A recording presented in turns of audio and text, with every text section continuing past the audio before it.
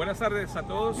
Estamos aquí en Bonn, en el edificio de las Naciones Unidas, donde se desarrolla SAPSTA 56. Hemos terminado la primera semana, bueno, hoy es viernes, mañana terminan con algunas actividades, se han desarrollado muchas cosas y he hecho un video con las voces de algunos de los amigos que participan acá en las negociaciones en diferentes temas. Entonces les dejo allí para que escuchen temas de finanzas, adaptación, también el artículo 6, agricultura. Disfruten de esto y cualquier cosa estamos en contacto y nos avisan. Buenas tardes y bueno, un resumen de la semana de las actividades que hemos estado involucrados como miembro del grupo facilitador de la plataforma de comunidades locales y pueblos indígenas.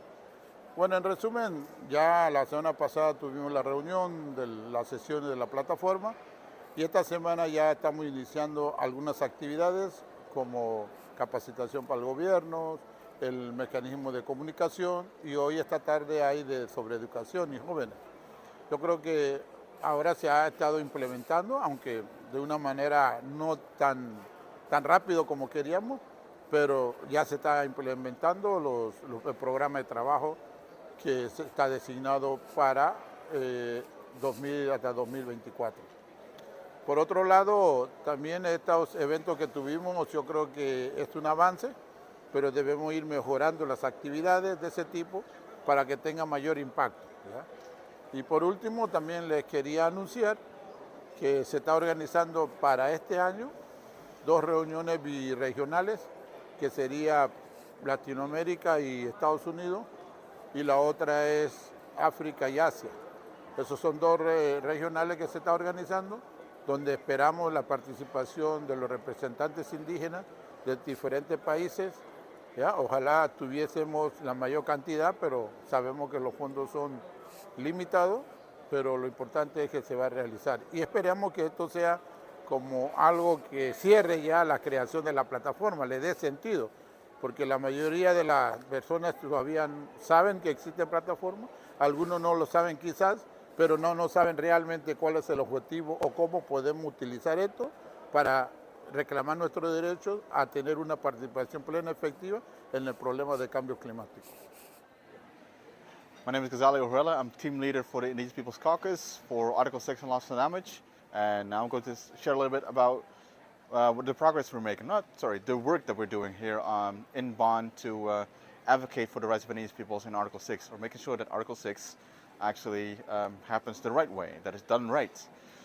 So in Glasgow, we made some major achievements by operationalizing the rights of Indigenous peoples in Article 6, under 6.2, 6.4, and 6.8. We also did get some negative things that we're not too happy about. When it comes to consultation, it's not in line with the international standards, it's not in line with the declaration, and it's not in line with the free prior from consent. We also didn't get the independent grievance mechanism. What we got instead was the independent grievance process. So right here in Bonn, we're here to make sure that the conversation ensures that the rights of Indigenous peoples and Indigenous peoples continue to be engaged in this whole Article 6 conversation. So we engage bilaterally with parties and advocate for to making sure that whatever happened in Glasgow will make sure that it happens in Bonn and Egypt as well later on this year. So what did we do? We provided a position paper. As a caucus, we took a position and we shared that with parties all around the table. And what we did as well was to give them examples of good practices, for example, on non-market mechanisms. As in these peoples, what we would love to have is a non-market mechanism, that all Article 6 is non-market. However, you now have a market mechanism with credits. We need to make sure that those credits are kept to the highest standard. By highest standard, we mean that all credits can only be issued when they're in line with the rights of Indigenous peoples, when they're in line with the free platform consent of Indigenous peoples when it comes to activity design. There's a supervisory body that's now being created. And we are here to make sure that the supervisory body makes sure that all these rules and regulations and methods are in line with the Declaration of Rights of Indigenous Peoples. So there's a lot of work to be done still. We're still here for one more week in Bonn, but we're laying the groundwork for COP27, where we will continue to engage with parties, making sure that Article 6 will be done right, and will be done right by respecting the rights of Indigenous peoples and inclusion of Indigenous peoples as in participate in decision-making processes. Hi, during these intersessionals, we are working on the Coronivia Joint Work on Agriculture, and we have two specific mandates. The first one is related to addressing the workshop report related to the last workshop we had a year ago or a few months ago. And the other mandate is related to how do we report back to the COP the outcomes of the roadmap that was agreed a few years ago as well.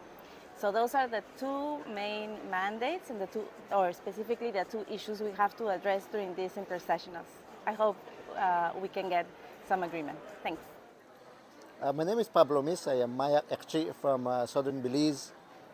Here we've joined together again as indigenous peoples from around the different corners of the world, primarily to continue advancing the need for human rights to be the overarching framework that should cut across all climate actions, climate response measures by the government.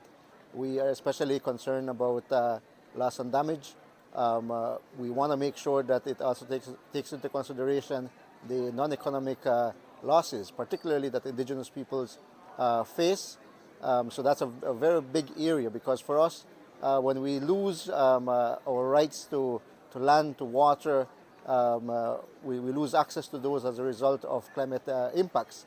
It means then that we're also losing our ability to continue to recreate our identity as indigenous peoples. So that's a big area that we are concerned about. We're also very concerned about the need for parties and the entire climate fund to be able to reach directly to indigenous peoples so that we can utilize our innovations. We've always been innovative people. That is our history, our legacy. And we believe that we do have answers. We are a part of the solutions. We're not just victims in this entire climate change struggle that we're involved with globally. Hello, I'm Helen Magata. I work with the Indigenous Peoples International Center for Policy Research and Education based in the Philippines. In SB 56, we see that climate finance is increasingly flowing, according to reports that we see and we hear from the sessions. However, it's unfortunate that we also have another report saying that less than 1% of climate finance is actually accessed by and being allocated for indigenous people's priorities and needs. So climate finance is not multilaterally agreed definition, and we are calling that indigenous peoples should be included in the process of defining what constitutes climate finance. Secondly, we also want to reiterate the call of indigenous peoples for access to direct climate finance that is managed and governed by indigenous peoples. And this should include all the 7 sociocultural regions in the world, and should also include loss and damage. And when we talk about climate finance on loss and damage, we should be looking at past losses and damages that has been done in the past, and should also include damages that are caused by climate actions, which are supposed to respond to climate change impacts, and should also look at non-economic losses of indigenous peoples that would include, for example, the loss of their land, their territories, their identity that is caused by climate change. So climate finance should be made accessible. It shouldn't be short-term, it shouldn't be project-based, and should be accessible, transparent, and scalable. Hi, my name is Dwayne Fraser from Queensland, Australia. I'm a Waggarutuba man from the Great Barrier Reef. We're here in Bonn at CIPSTA 56. I'm in the adaptation and resilience team. What we've observed over the last few days is the state parties coming together and discussing what they believe adaptation is, and the systems that need to be put in place around it.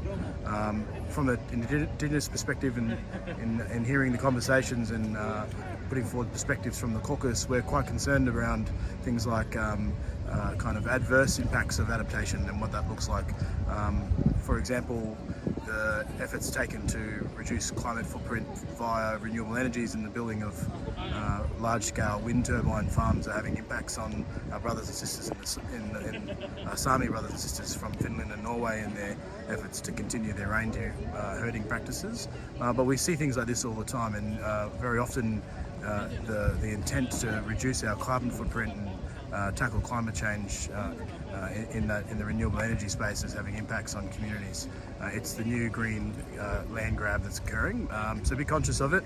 But there's been some positive things come out of it. We'd be very interested to see what happens around the funding structures, the funding mechanisms around, for finance in that space, and of course putting loss and damage on the agenda.